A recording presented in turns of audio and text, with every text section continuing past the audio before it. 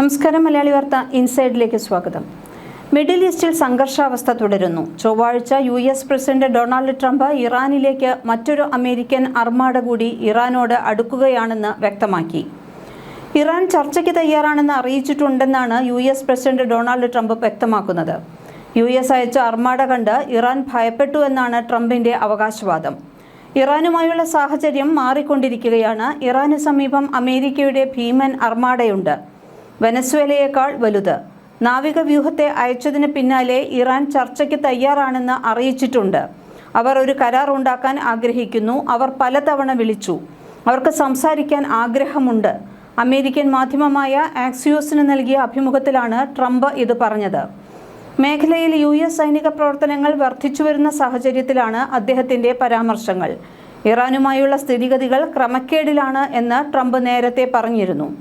അമേരിക്കയുടെ ആവർത്തിച്ചുള്ള ആക്രമണ ഭീഷണിയെ തുടർന്ന് ഇറാന്റെ പരമോന്നത നേതാവ് ആയത്തുള്ള അലി ഖമേനി തലസ്ഥാനമായ ടെഹ്റാനിലെ ഒരു ഭൂഗർഭ ബങ്കറിലേക്ക് മാറിയതോടെ ഇരു രാജ്യങ്ങളും തമ്മിലുള്ള സംഘർഷം കൂടുതൽ രൂക്ഷമായിട്ടുണ്ട്.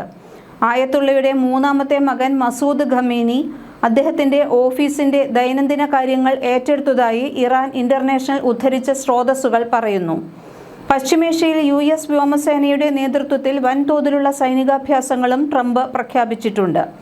നാവികസേനയുടെ USS എബ്രഹാം ലിങ്കൺ കപ്പൽ പശ്ചിമേഷ്യയിൽ എത്തിയെന്ന് US സൈന്യം പറഞ്ഞതിന് പിന്നാലെയാണ് ട്രംപിന്റെ പ്രഖ്യാപനം. 5000-ലധികം നാവികർ, അത്യാധുനിക F-35 യുദ്ധവിമാനങ്ങൾ, ഗൈഡഡ് മിസൈൽ ഡിസ്ട്രോയറുകൾ എന്നിവ അടങ്ങുന്നതാണ് US അർമാഡ. കൂടാതെ മേഖലയിലെ അമേരിക്കൻ താവളങ്ങളുടെ സുരക്ഷ ഉറപ്പാക്കാൻ കൂടുതൽ പാട്രിയറ്റ് മിസൈൽ പ്രതിരോധ സംവിധാനങ്ങളും വിന്യസിച്ചിട്ടുണ്ട്.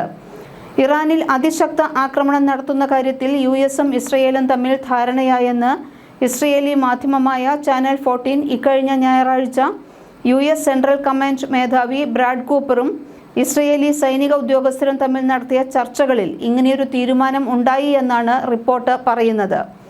അതിവേഗത്തിൽ പെട്ടെന്ന് ക്ലീനായ ഓപ്പറേഷൻ നടത്തണമെന്നാണ് USന്റെ നിലപാട്.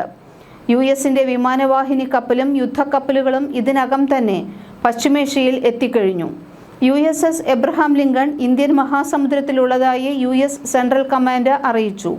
കൂടുതൽ യുദ്ധവിമാനങ്ങളും വ്യോമ പ്രതിരോധ സംവിധാനങ്ങളും വിവിധ താവളങ്ങളിലും എത്തിച്ചു കഴിഞ്ഞു. ഏതൊരു ആക്രമണത്തെയും പൂർണ്ണ യുദ്ധമായി കാണുമെന്നാണ് ഇറാന്റെ നിലപാട്.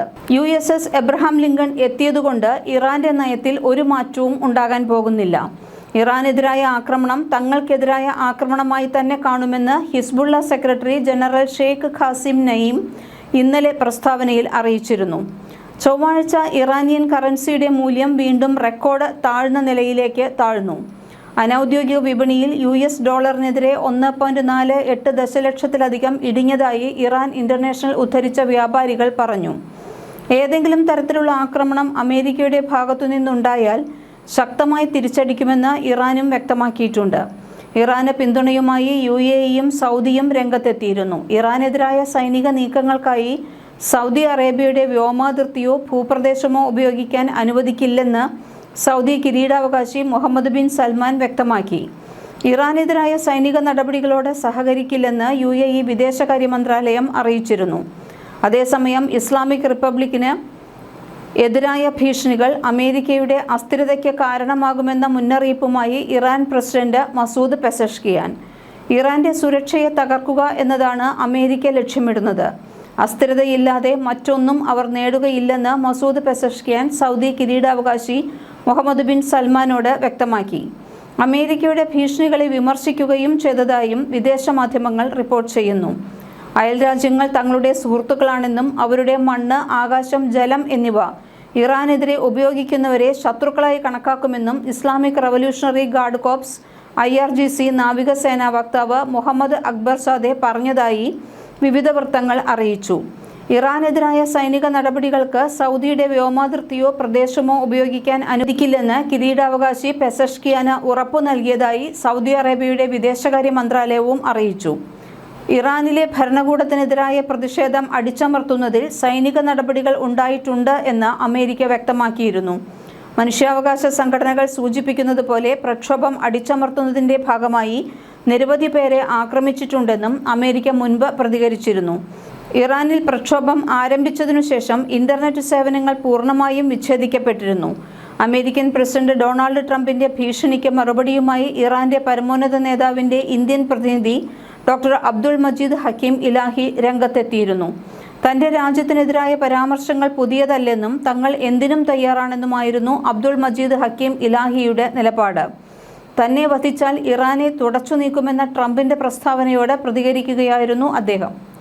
ഇറാന്റെ പരമോന്നത നേതാവ് ആയത്തുള്ള അലി ഖമേനിക്കെതിരെ ആക്രമണം നടത്തിയാൽ ആ കൈ തങ്ങൾ വെട്ടുക മാത്രമല്ല അവരുടെ രാജ്യത്തിന് തീയിടുകയും ചെയ്യുമെന്ന ഇറാൻ സായുധ സേനാ വക്താവ് ജനറൽ അബോൾ ഫാസൽ ഷെക്കാർച്ചി പറഞ്ഞിരുന്നു. ഇതിന് പിന്നാലെയായിരുന്നു ട്രംപിന്റെ ഭീഷണി. അമേരിക്കയ്ക്കും ഇറാനുമിടയിൽ മധ്യസ്ഥത വഹിക്കാൻ നിരവധി രാജ്യങ്ങൾ കഴിഞ്ഞ ദിവസങ്ങളിൽ ശ്രമിച്ചുകൊണ്ടിരിക്കുകയാണ്. ഈ രാജ്യങ്ങളിൽ തുർക്കി, ഒമാൻ, ഖത്തർ എന്നിവ ഉൾപ്പെടുന്നു. അതേസമയം ഇറാൻ ഒരു കരാർ ഉണ്ടാക്കുമെന്ന് പ്രതീക്ഷിക്കുന്നതായി US പ്രസിഡന്റ് ഡൊണാൾഡ് ട്രംപ് ചൊവ്വാഴ്ച പറഞ്ഞു.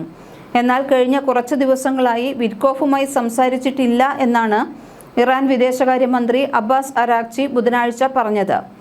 ഇറാനും അമേരിക്കയും തമ്മിൽ മധ്യസ്ഥത വഹിക്കാൻ ശ്രമിക്കുന്നവരിൽ ഉൾപ്പെടുന്ന തുർക്കി വിദേശകാര്യമന്ത്രി ഹക്കാൻ ഫിദാൻ ഖത്തർ സർക്കാർ നടത്തുന്ന അൽ ജസീറയ്ക്ക് നൽകിയ അഭിമുഖത്തിൽ ഇറാനെ ആക്രമിക്കുകയോ അവരുമായി യുദ്ധം ആരംഭിക്കുകയോ ചെയ്യുന്നത് തെറ്റാണെന്ന് പറഞ്ഞിരുന്നു.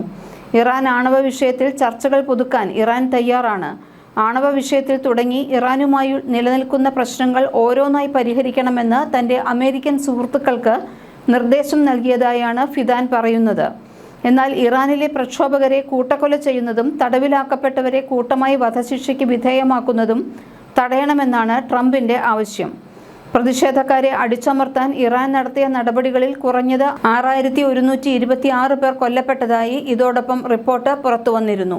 മരിച്ചവരിൽ 5777 പേർ പ്രക്ഷോഭകാരികളാണെന്നാണ് പറയപ്പെടുന്നത്. പ്രക്ഷോഭവുമായി ബന്ധപ്പെട്ട് 41,800-ലധികം പേർ അറസ്റ്റിലായിട്ടുണ്ടെന്നും വിവിധ വൃത്തങ്ങൾ അറിയിച്ചു.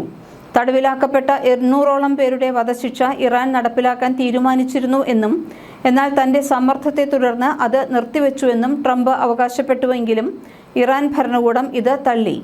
കപ്പലുകൾക്ക് പുറമെ US വ്യോമസേനയുടെ F-15E സ്ട്രൈക്ക് ഈഗിൾ പോർ വിമാനങ്ങളും മേഖലയിലെ താവളങ്ങളിൽ വിന്യസിച്ചിട്ടുണ്ട്. ഏതെങ്കിലും തരത്തിലുള്ള ആക്രമണം അമേരിക്കയുടെ ഭാഗത്തു നിന്നുണ്ടായാൽ ശക്തമായി തിരിച്ചടിക്കുമെന്ന് ഇറാൻ മുന്നറിയിപ്പ് നൽകി.